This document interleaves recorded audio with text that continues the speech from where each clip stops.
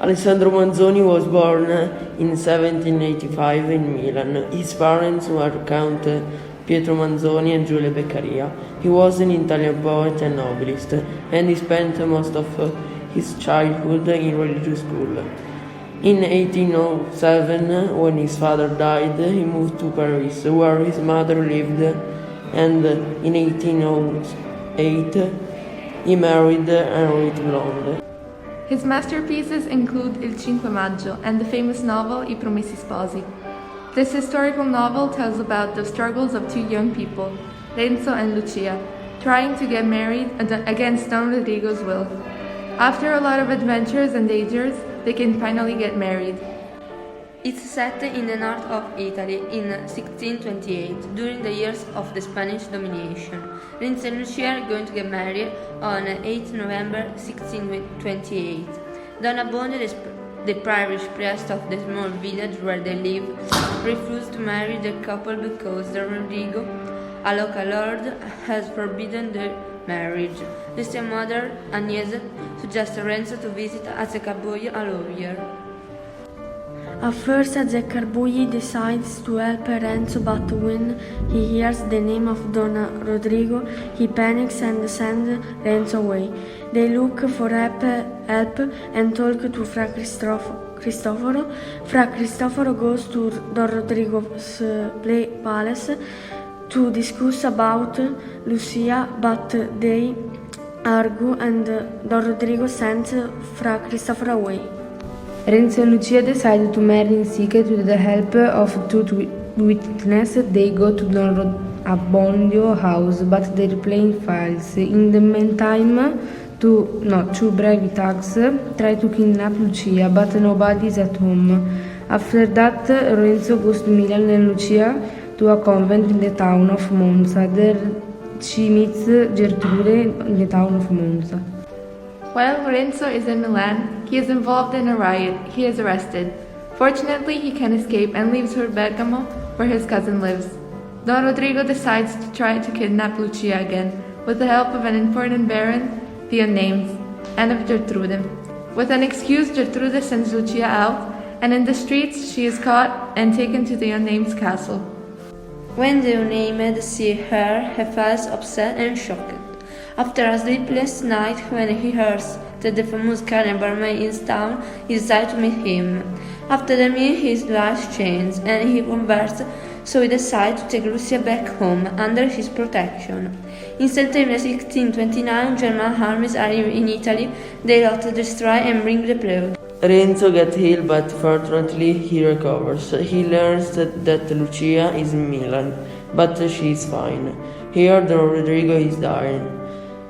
At the end, Renzo and Lucia can get married. Works by Manzoni.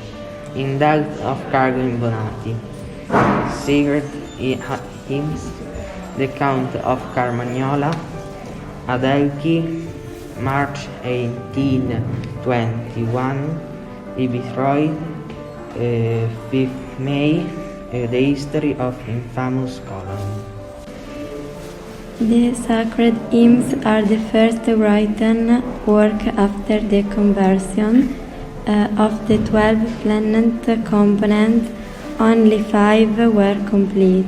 The protagonist of sacred hymns is the Church, understood as a living community of Christians who fight against evil and together invoke seeking divine grace.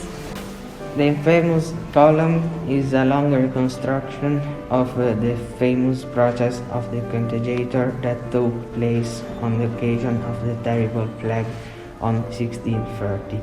Extensively told in the novel, both certainly as a background and as one of the main actors of the story. The plague as an actor, then as a protagonist who, like Renzo, Lucia, Fra Cristoforo, Cardinal Borromeo, has the right to a description that tells how it was born, how it developed, what the trace left of it itself. The second Manzonian tragedy takes up deepens the themes of the first.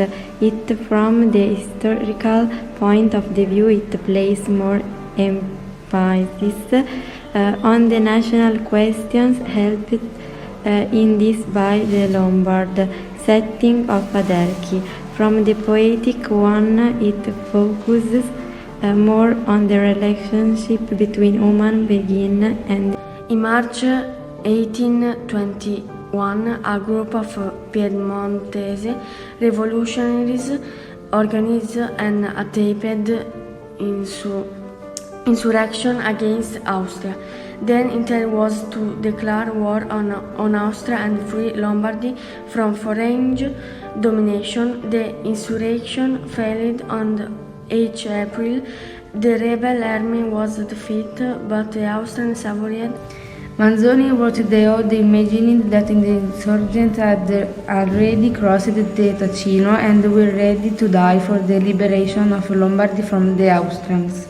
The 5th of May, Napoleon Bonaparte was dead in exile months earlier on stunning volcanic island of St. Helena on May 5, 1821.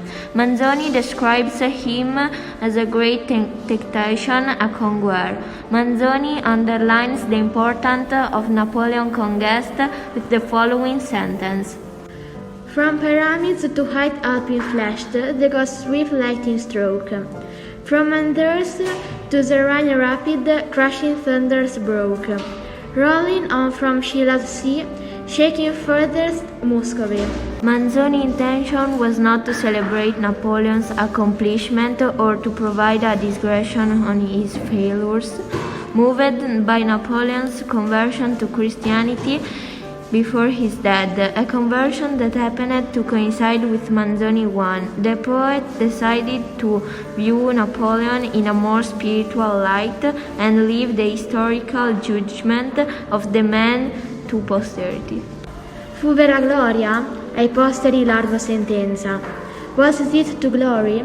The sentence will he decide by posterity?